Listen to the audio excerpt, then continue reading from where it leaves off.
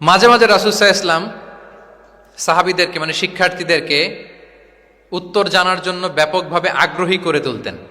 হ্যাঁ, এটাকে আরবিতে বলে তাশবিকুস সামিঈন ইলা মা'রিফাতিল জওয়াব, উত্তর শোনানোর জন্য আগ্রহী করে তোলা।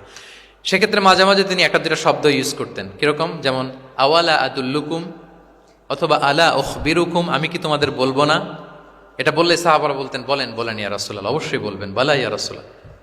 আওয়ালা উখবিরুকুম, আমি কি তোমাদের জানিয়ে দিব না? সাহাবারা বলতেন ইয়া রাসূলুল্লাহ, অবশ্যই আপনি আমাদের জানিয়ে দিবেন। যেমন তিনি বললেন যে কেউ জান্নাতে যাবে না মুমিন হওয়া ছাড়া, কেউ ইমানদার হতে পারবে না যতক্ষণ না একে অপরকে তোমরা ভালো না বাসো।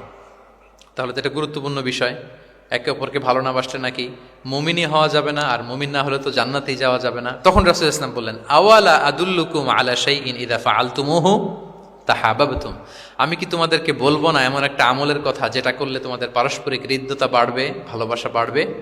তখন তিনি বললেন সেটা কি? আফশুস সালাম বাইনাকুম, তোমাদের মাঝে ব্যাপক সালামের প্রসারণ করো, সালামের প্রসার করো, একে অপরকে বেশি বেশি সালাম দাও। ব্যাপারটাকে এইভাবে প্রেজেন্ট না করে উনি যদি বলতেন সাহাবারা বেশি বেশি সালাম দিও, এটা সওয়াবের কাজ অনেক। এটা হচ্ছে একটা প্রেজেন্টেশন। আর একটা হচ্ছে এমনভাবে এটাকে উপস্থাপন করা যে মুমিন না হলে জান্নাতে যাবা না, আর একে অপরকে ভালো না বাসলে মুমিন হতে পারবে না। তোমরা কি জানো কি করলে একে অপরের মধ্যে ভালোবাসা বাড়ে? এরপর রাসূল সাল্লাল্লাহু আলাইহি ওয়াসাল্লাম বলতেন যে সালাম দেওয়ার মাধ্যমে ভালোবাসা বাড়বে।